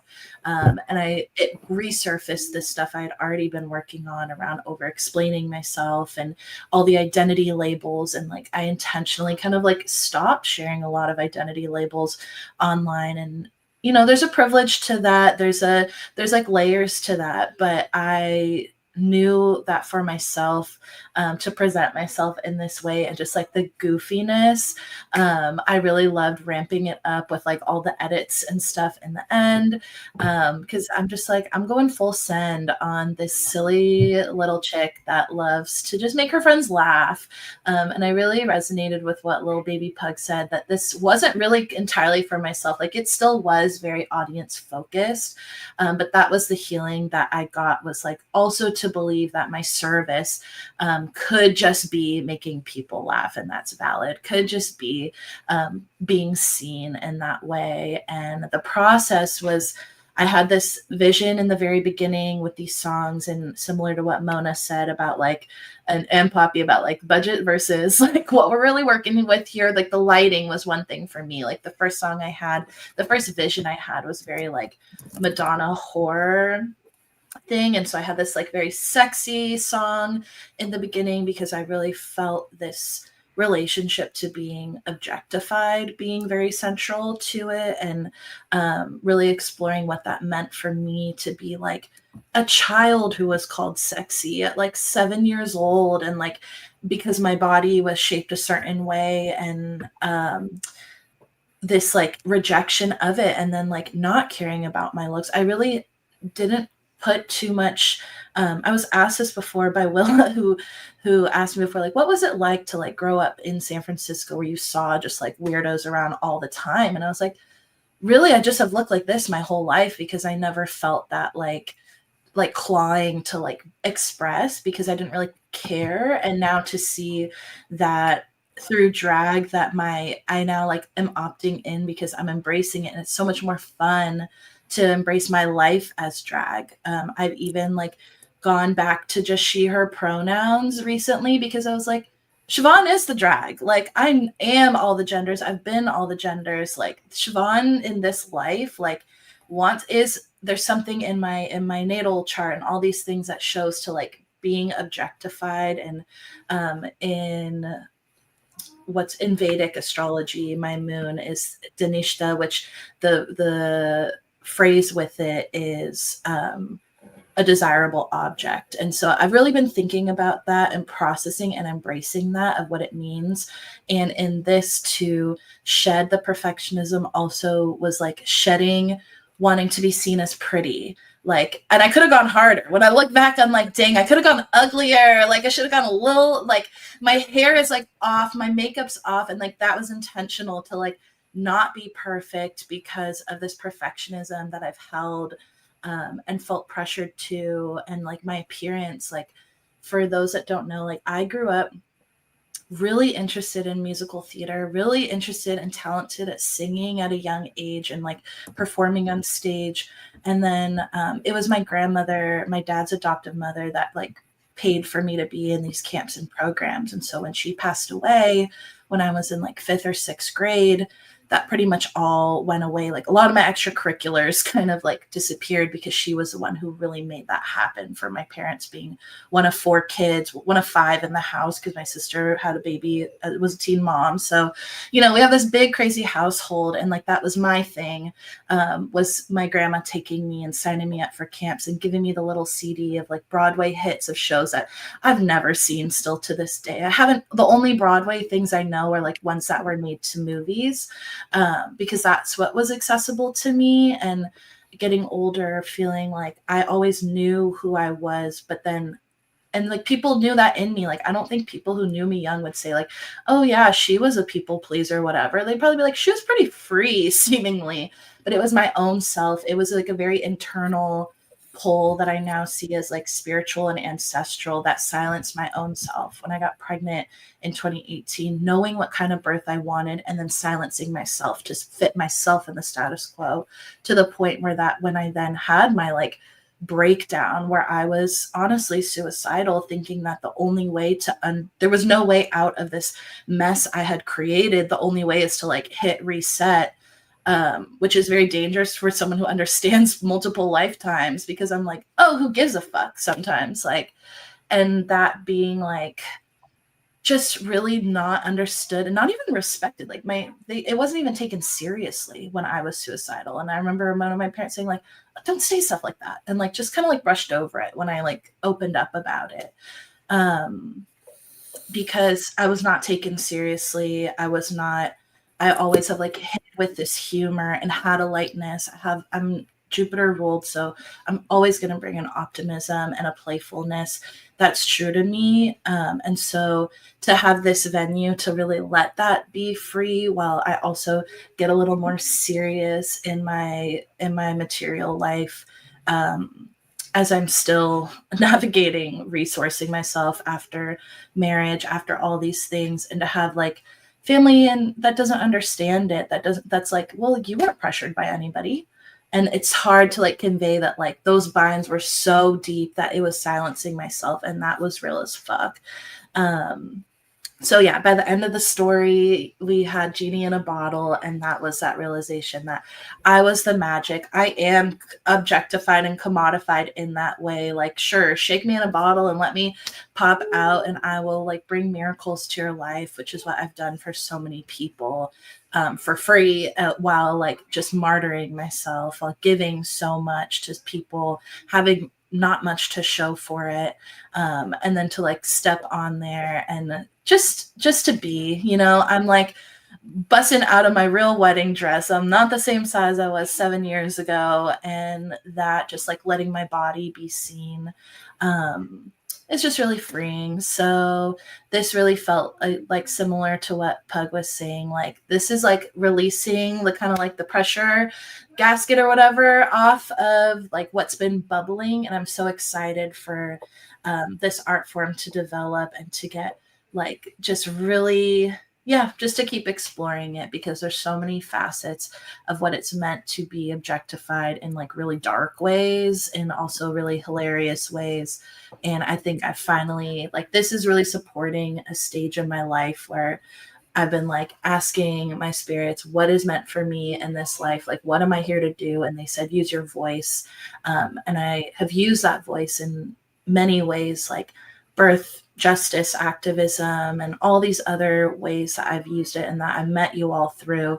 And now to trust myself that I have the integrity and the values where I can use my voice in more silly or creative ways.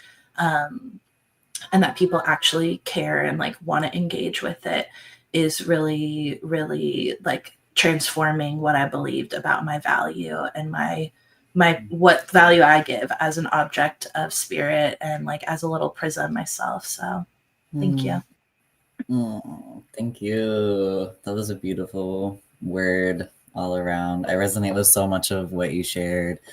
And yeah, like I just, the first time I saw your video, I mean, you got my real-time reaction because we reviewed all the videos the night before.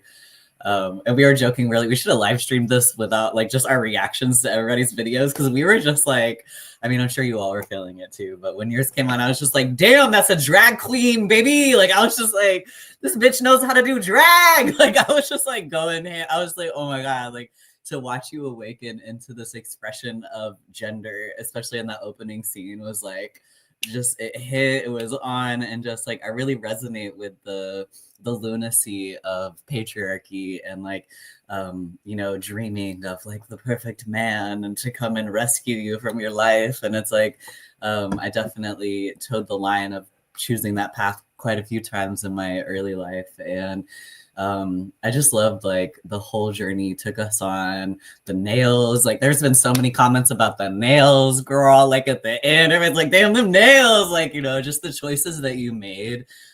Even with Also, I'm seeing in the private chat the comments about Kermit. Oh, yeah. Kermit is the stand-in for my spouse, and the extra detail is that I'm living with him right now. And so later that night, I made him sit and watch. Our kid was at my mom's house for the night, and we like smoked up, and I was like, you're gonna watch this with me. And he watched it, and he died at it. Like, I was shocked for what, I mean, I'm not gonna get dark, but our marriage was very dark toward the end. Like, it's a miracle that I can sit next to this person and just be laughing about our marriage. And even he was just like, this is amazing. I don't really understand what I'm watching, but I feel like it's really powerful. And I was like, thanks, Kermit. He's such a literal Kermit the Frog, so it's kind of hilarious. I love that so much. And I think like that's such a cool testimony too, to hear just like the power of the show, that people, even people that aren't like tapped in and don't get it, are still like, I think this is powerful. I'm not sure, but like maybe. Love that. And I think just a beautiful testament to like who you are, to hear a little bit more of your lore and the ways that like, yeah, you're sitting here co-living with this person who inspired this very fuck you moment of art, is such a testament to like who you are and the way that you're moving through your life. And I'm just so grateful that you are that facilitator energy. You do bring those things, and that you really brought out the goofy clown president of the Catholic high school energy to the stage, because And that was part of like, it's just like knowing who you are and knowing that you would bring a lot of humor to the role of hosting. And it's just like who you are to like make a thing fun and exciting. And like, I just really I felt into the energy. I felt like you really set the tone for the show in that way of like levity. And I needed that. And it felt really, really good to do this with you. And your art was so cool. And so I'm so grateful. Y'all. So cute. I love you all so much. Like, this is beautiful. I hope that you'll all join us again in the future. I hope those of you that aren't in the village will come join us in the village. And I hope that we can just keep creating art together. Like, my whole intention in this lifetime, I feel like, is to like tell my story, tell the truth, and to like create containers for other people to do the same, and to hear, like, to see the ways y'all showed up to that, and then to see and hear the impact that is making to inspire other people. Like, there were people texting me the night of being like, wait, I'm gonna do drag now, and I'm already scripting it out. And here, like, y'all's art inspired so many people, and like, that is literally and I said this at the show, and I'll say it till the day I'm dead, which is that just like, this is to create in a time when especially the people on this screen are meant to be in fear of their lives, is literal curse breaking. Like, this is fighting against fascism, to create this together, to be committed to ourselves and our art at a time when we're supposed to be too busy being afraid for our lives, is literally just giving a big old to the powers that be. And I'm about that life, and I just really am grateful that y'all did that with me. So Tim, yeah. What about your performance? Okay. You gotta share too. We're also part of it. Thank you. I mean, so much about this show for me was about being the container holder, and I put a lot of prayers around that piece, and I put a lot of my effort into that piece of just holding you all. Like, that became my North Star for the show. And I think for me, like, I was resonating, like, Poppy, when you were talking about like your moment with God. Like, I had a moment this summer with Jesus that was very similar, where like I reconnected with the Jesus that I knew in my childhood, that was like really bastardized by colonial Christianity. And like, he really came to me this summer as a guide and was like, I'm here for you, and like, I want to heal the shame that was put there in my name. Like, that's what I want to do with you. And that, like, really, and all of that happened before I was asked to join Soft Power, and Soft Power became a church. And it's like, I think Jesus really helped me through that process, because I was pretty triggered when Midori was like, hey, we want, like, let's bring you on. And then a week later, after it was like Nathaniel starting, it was like, we're gonna be a church. And I was like, I don't know, like, I don't know about that. I got a lot of fucking church trauma. And so, I think to just there's a lot of, like, as much as I was like a leader of the church, I was a leader in every like church space I was in. And towards the end of my journey with Christianity, I was like fully in a cult, and I was like rising up in the cult part of, there's like, there's a lot of hierarchy in the cult, and I was like very much on a path to like being whatever a girl, like the highest layer a girl could be, which was a missionary. And it's like, really, I'm just so grateful I had like a full nervous breakdown in college and lost my marbles right as I was a few months away from going on a mission trip to China fully as like a white colonizer. And I am so grateful for that moment, that reckoning moment, that I didn't go and that didn't happen. And from there, like, my whole world really flipped upside down in a lot of different ways. I'll talk about it in my book. You can read it, and I don't know, whenever it comes out, but and to get into more of the gory details of all of that, because it's pretty intense, but extremely suicidal. And then just made a lot of decisions that really changed my life forever. And then spent a lot of years in darkness, a lot of years in addiction, and a lot of years abandoning my body and hating myself and wanting to die. And I lost my best friend to suicide, and that's something that always like kept me from actually committing suicide, was because I had experienced that. And so the way that I let out my suicidal ideation was just through really reckless behavior, and really just like it's a miracle that I'm here, honestly. And so to like, I really feel like I went from this journey of like the church to just like fully in the dark depths of everything to really excavate all of that hatred and all of that like self-loathing to like find my queerness, to find my transness, to find sobriety, and to come to, well, kind of sobriety. I smoke hella weed, but you know, like to come to this place of full embodiment, and now to be in this space again where I'm like the leader of a church, and I'm like, you know, in a way less hierarchical way, but in a way that my talents are invited and I'm able to curate these spaces, is not a place that I ever imagined being. And it feels really, really cohesive. It feels like my wholeness is being restored to still be here, because the parts of me that wanted to be leading sermons and the parts of me that felt channeling were always true, and the parts of me that felt connection to Jesus were always true. And so to be able to like come back around and reclaim that, you know, that's like a lot of what this story was for me. And again, like letting out that demon, and for me, my gender, like embodying this like masculine outside but like feminine inside, of like the little girl demon inside of me. And like to be able to like, you know, drag is such a place for me to have always played with gender. I always say it's like, it's all drag. Like last Friday, I caretake for a kid and she had a little performance at school. And I was like, all right, got to put my like school dad drag on. And I like dropped my dog off with my friends and they were like, you look like a school dad. And I was like, yeah, that's the drag we're giving today. And it really is like, for me, life is drag. And the way that I was able to really start like embodying myself and my truth was really seeing drag in my life, and again, as a tranny, taking on different names, so like bring out different parts of myself, or as Dr. Kiki has coined, alter egos, and really being able to like dedicate myself and bring out my fullness, so that these moments when I don't feel like I can actually do that, I can embody Nathaniel. Nathaniel is very, very comfortable talking in front of people and giving a sermon, and I want to be able to do that. So being able to lean into that. So, you know, that's kind of what this performance and this whole time of like being the producer of this show was for me.